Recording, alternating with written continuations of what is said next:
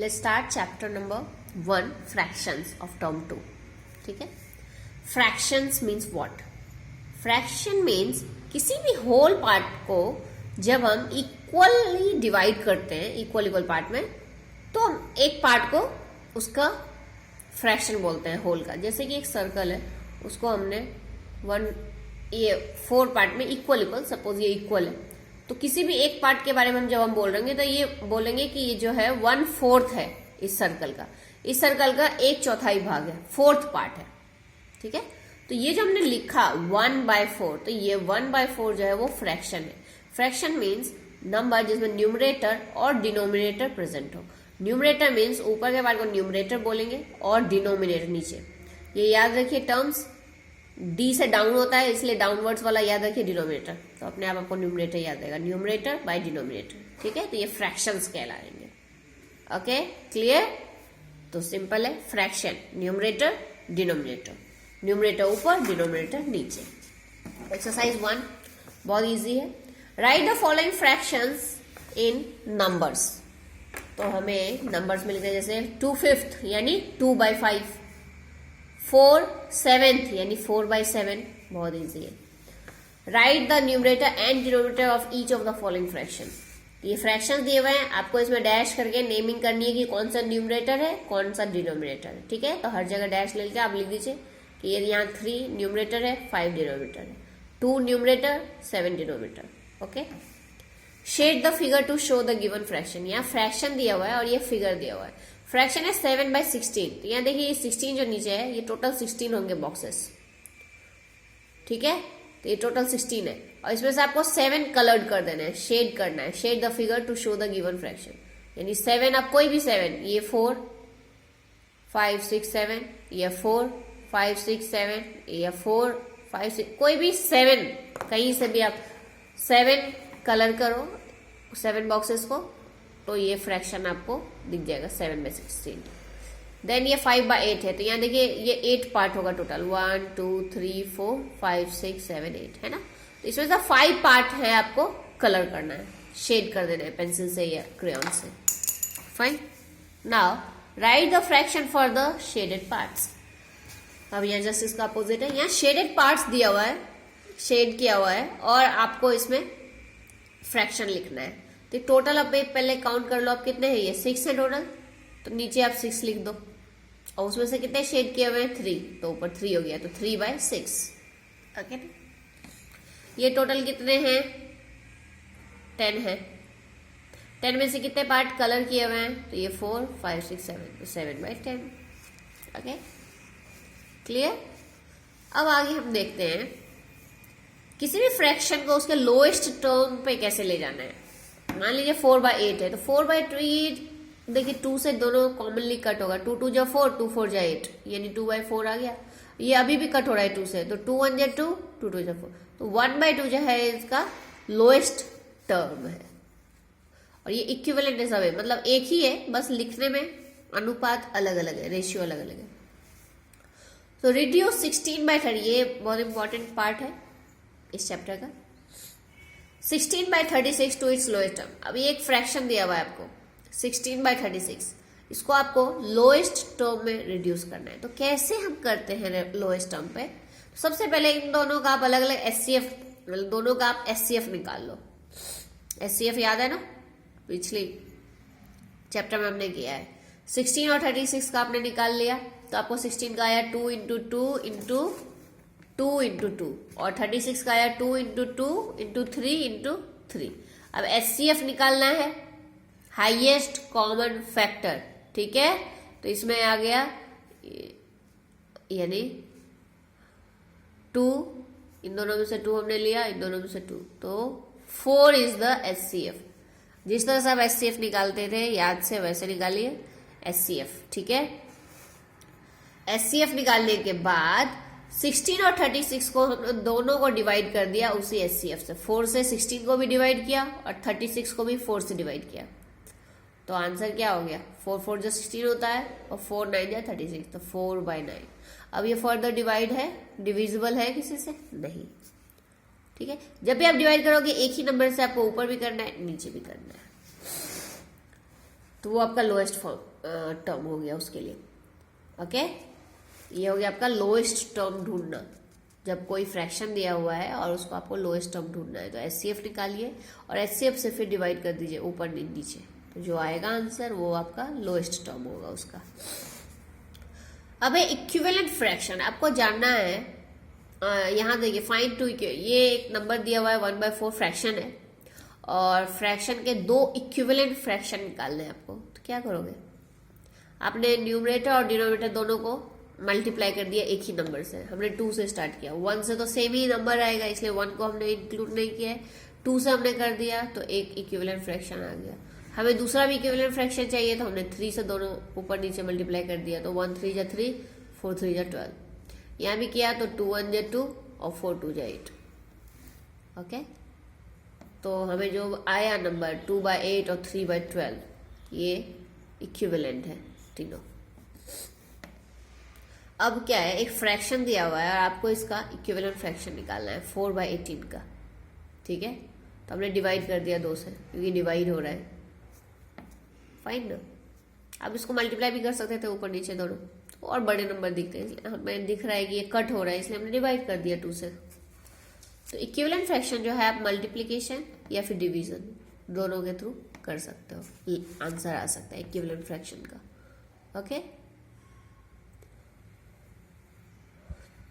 Now अब 2 fractions दिए हुए हैं आपके पास और आपको पता करना है कि ये इक्विवेलेंट फ्रैक्शन है या नहीं। इसके लिए क्या किया आपने, यहाँ क्रॉस मल्टीप्लिकेशन किया, मतलब इसको इससे मल्टीप्लाई कर दिया, इसको इससे कर दिया। देखिए यहाँ पे तो क्या हो गया, 1 मल्टीप्लाई बाय 12, 1 मल्टीप्लाई बाय 12 12 हो गया और 4 मल्टीप्लाई बाय 3 12 हो गया। ओके,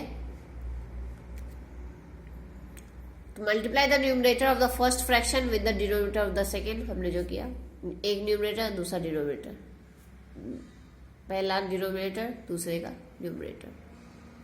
तो देखिए यहाँ 12 दोनों एक ही, तो 1 आया, तो हैंस 1/4 और 3/12 जो है वो इक्विवेलेंट फ्रैक्शन है, जिसके दोनों सेम आ जाएंगे वो इक्विवेलेंट फ्रैक्शन है। ठीक है, तो reduce the following fractions to the lowest term. इन सबको आपको लोएस्ट टर्म में रिड्यूस करना है, तो कैसे करोगे, 48 और 64 का एचसीएफ निकालोगे और जो एचसीएफ आएगा उसे आप डिवाइड कर दोगे दोनों को। फाइन, तो ऐसे ही सब में करना है, इन सब में लोएस्ट टर्म में आपको इसको फाइंड करना है।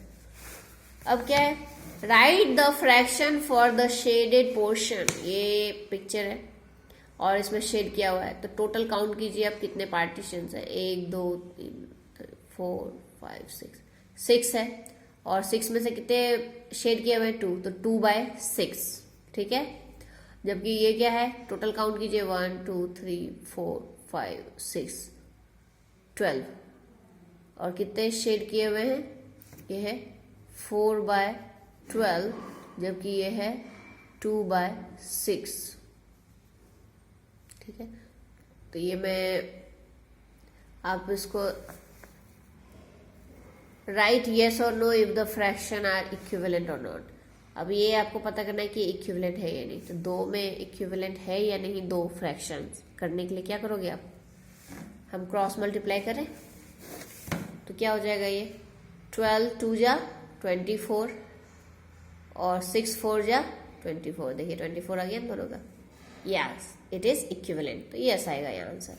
वैसे इसमें करना है आपको, अगर दोनों का क्रॉस मल्टीप्लिकेशन में आंसर सेम आया तो equivalent, otherwise it's non equivalent. Okay, now fill in the boxes to write equivalent fractions. अब यहाँ देखिए, हम जानते हैं कि इसको डिवाइड एक ही नंबर से किया गया है, तो कैसे 5 5 से 25 होता है, यहाँ एक क्लू दिया हुआ है आंसर, तो हम 5 से अगर करें 5 5 जा 25 और यहाँ 5 6 जा, ठीक है, तो ये 6 आ गया 5/6। यहाँ भी देखिए यहाँ 49 है, तो 7 की टेबल 49, 7 7 जा तो 7 आ गया आंसर, 7 7 से 49, 6 7 जा 42। Okay, now right the first 5 equivalent fractions of each of the following. First 5 equivalent fraction, तो मल्टीप्लाई करते जाइए, पहले मल्टीप्लाई बाय 2/2, ऊपर नीचे दोनों मल्टीप्लाई, फिर 3 से 4 से, 5 से, इस तरह से 5 इक्विवेलेंट फ्रैक्शन हर एक का निकालना है आपको। Now circle the fraction which is not equivalent to the others.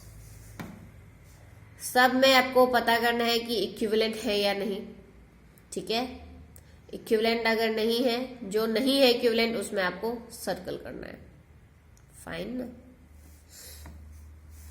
आप एक एचसीएफ निकाल लो जैसे हमने, या फिर आप देखो ऐसे कर सकते हो, कोई एक नंबर हमने कॉमनली नंबर ले लिया, उससे अगर डिवाइड हो जाते हैं सब, इक्विवेलेंट हो जाएगा। जैसे देखिए 21 3 के टेबल में आता है, 7 के टेबल में भी आता है 21।